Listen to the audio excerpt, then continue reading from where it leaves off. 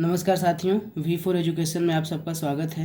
आज की हमारी वीडियो जो हमारा प्रकरण चल रहा है साधारण ब्याज तथा चक्रवृद्धि ब्याज, उसी पे हम आगे चलते हुए आज का जो हमारा वीडियो का प्रकरण रहेगा वो साधारण ब्याज पर आधारित कुछ क्वेश्चंस रहेंगे। सबसे पहले हम बात कर लेते हैं कि इस पे कैसे कैसे क्वेश्चंस आते हैं। दोस्तों, मैं पिछली वीडियो में आपको साधारण ब्याज से संबंधित और चक्रवृद्धि ब्याज से संबंधित जितने भी सूत्र थे सबकी व्याख्या हो चुकी है और आज हम सिर्फ और सिर्फ साधारण ब्याज पे आधारित क्वेश्चंस की बात करेंगे कि साधारण ब्याज पे कैसे कैसे क्वेश्चंस पूछे जाते हैं।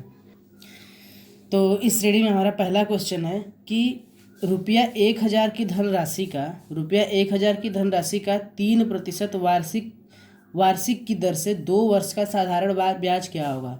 तो दोस्तों, साधारण ब्याज आज देखिए एक चीज़ करते हैं हम। साधारण ब्याज यानी कि SI इक्वल टू होता है PRT अपान में 100 होता है। यहाँ पे जो SI है उसको हम सिंपल इंटरेस्ट बोलते हैं अर्थात साधारण ब्याज, P को प्रिंसिपल बोलते हैं अर्थात मूलधन, R को रेट बोलते हैं अर्थात दर, T को टाइम बोलते हैं अर्थात समय। तो दोस्तों यहाँ पे हम क्या करेंगे कि SI की बात कर रहा है और यहाँ पे दिया हुआ है P इक्वल टू कितना 1000, R इक्वल टू दिया हुआ है 3% और T इक्वल टू दिया है 2 साल और SI की क्या कर रहा है, बात कर रहा है कि SI कितना होगा।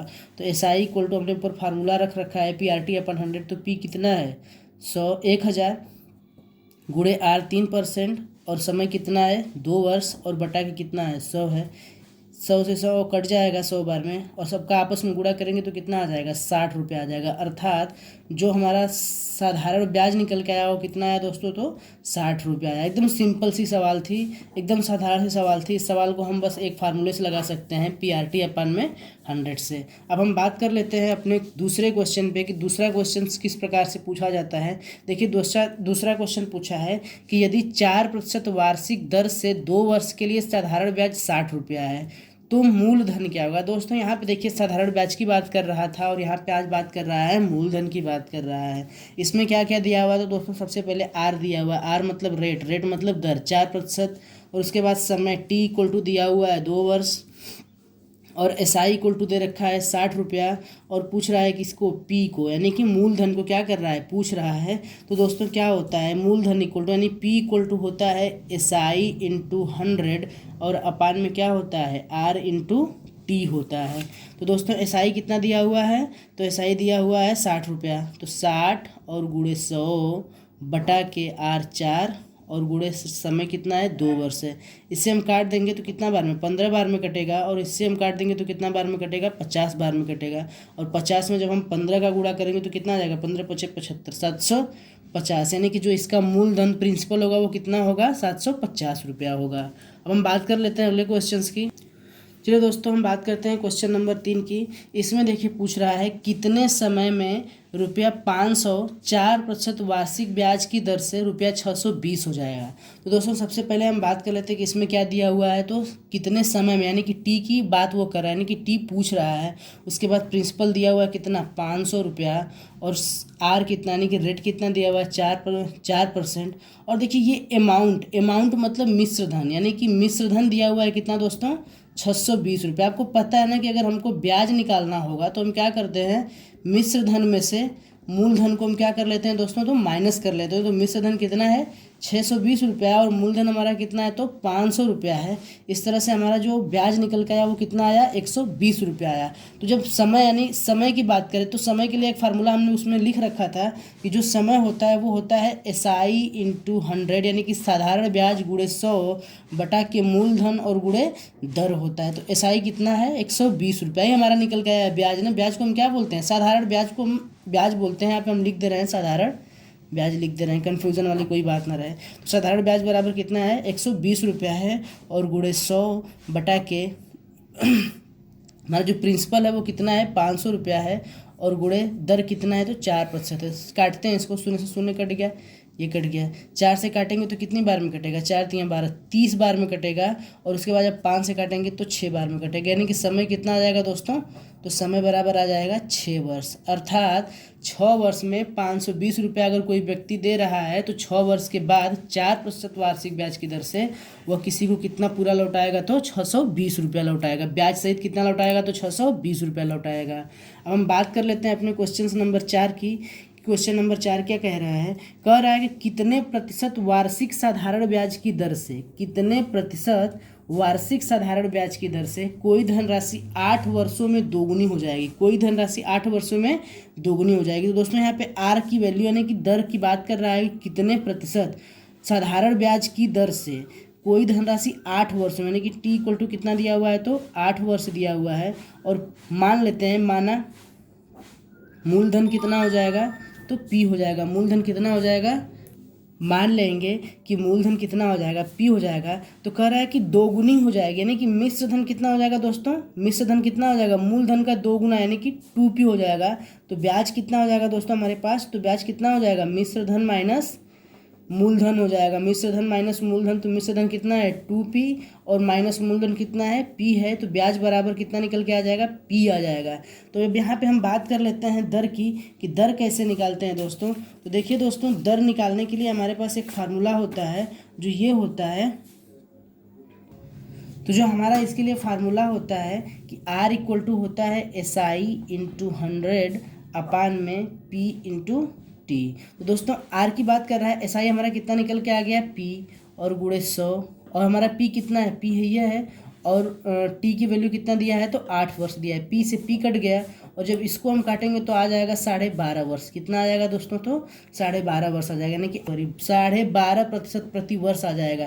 तो आर की जो वैल्यू है वो कितना है, 12.5% प्रति वर्ष, यानी कि वो जो ब्याज देगा वो कितना देगा, 12.5 रुपया प्रति वर्ष वो क्या करेगा, ब्याज देगा। कितनी राशि पर, पी राशि पर। तब जाकर के वो 8 वर्षों में वो राशि 2p जाके जमा होगी, अर्थात उसका जो ब्याज निकल के आएगा वो क्या आएगा, पी आएगा। दोस्तों क्वेश्चन नंबर 5 की हम बात कर लेते हैं कि क्वेश्चन नंबर 5 क्या कह रहा है। तो क्वेश्चन नंबर 5 दिया है कि 2500 रुपये का 5% वार्षिक साधारण ब्याज की दर से 4 वर्ष में साधारण ब्याज क्या होगा, 4 वर्ष में साधारण ब्याज क्या होगा। ये भी एकदम सिंपल सवाल है, इसमें बस क्या क्या दिया हुआ है, तो P इक्वल टू दिया हुआ है 2500 रुपया, और R इक्वल टू दिया हुआ है 5%, T इक्वल टू दिया हुआ है 4 वर्ष, और SI की बात कर रहा है कि SI बराबर क्या होगा। तो दोस्तों SI का फार्मूला क्या होता है, SI इक्वल टू होता है PRT अपन में 100, तो इक्वल टू कितना हो जाएगा 2500 और गुणे R 5% और गुणे T 4 वर्ष, और बटाए कितना हो जाएगा 100 हो जाएगा। इसको इससे काट देंगे तो कितना हो जाएगा 25 चौका 100 यानी कि 500 रुपया हो जाएगा। पूरा SI कितना हो जाएगा दोस्तों, तो 500 रुपया हो जाएगा। अब हम बात कर लेते हैं अगले क्वेश्चन के टाइप की। क्वेश्चन नंबर 6 क्या कह रहा है, क्वेश्चन नंबर 6 कह रहा है कितने समय में, यहाँ पे फिर समय की बात कर दिया कि कितने समय में 3600 रुपये पर 6% वार्षिक दर से साधारण ब्याज 432 रुपया हो जाएगा। तो यहाँ पे बात कर रहा है टी की, यानी कि टी की बात कर रहा है, टी पूछ रहा है। उसके बाद आर रेट दिया हुआ है 6%, और उसके बाद पी दिया हुआ है 3600 रुपया। उसके बाद SI इक्वल टू दिया हुआ है कितना 432 रुपया। तो दोस्तों टी इक्वल टू क्या होता है, SI इंटू 100 अपान में P इंटू आर होता है। तो SI कितना है हमारा 432 रुपया है, और गुणे 100 और बटा कितना हो जाएगा 3600, और गुणे आर कितना है, तो 6% है। 1 0 2 0 से 1 0 2 0 कट गया, 6 से इसको काटेंगे तो 72 बार में कटेगा, और 36 गुना के 72, यानी कि टी इक्वल टू कितना हो जाएगा दोस्तों, तो 2 वर्ष हो जाएगा। अब हम बात कर लेते हैं अगले क्वेश्चन नंबर टाइप की।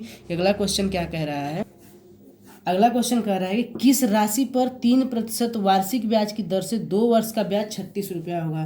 तो दोस्तों यहाँ पे देखिए क्या कर रहा है, P की बात कर रहा है, यानी कि P पूछ रहा है, P इक्वल टू पूछ रहा है। उसके बाद R इक्वल टू दिया हुआ है 3 वर्ष, T इक्वल टू दिया हुआ R इक्वल टू दिया है 3%, T इक्वल टू दिया हुआ है 2 वर्ष, और SI इक्वल टू कितना दिया हुआ है, तो 36 रुपया दिया हुआ है। अब हम बात कर लेते हैं किसकी, P की। तो P इक्वल टू क्या होता है, SI इंटू 100 अपान में R इंटू टी होता है। तो SI कितना दिया हुआ है दोस्तों, तो 36 और गुणे 100 बटा के R कितना दिया हुआ है, तो 3 और गुणे समय 2 वर्ष, 3 गुना के 6, 6 बार में ये कट गया, अर्थात P इक्वल टू कितना हो जाएगा 600 रुपया हो जाएगा।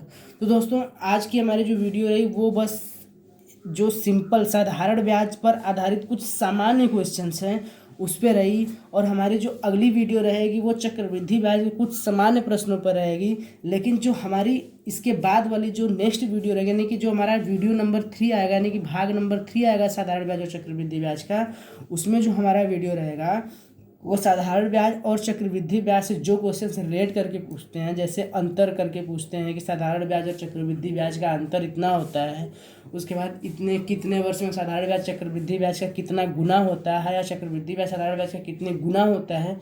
दोनों प्रकार के जो क्वेश्चंस आते हैं सभी प्रकार के क्वेश्चंस को सॉल्व करेंगे। थोड़ा सा लंबा टॉपिक चलेगा ये, ताकि हमारा जो डीएलएड थर्ड सेमेस्टर है उसके साथ हमारा टेट सीटेट और अन्य एक दिवसीय परीक्षाओं के लिए भी काम में है। अगर हमारी वीडियो आपको अच्छी लगे तो लाइक शेयर और सब्सक्राइब करना ना भूलें। धन्यवाद।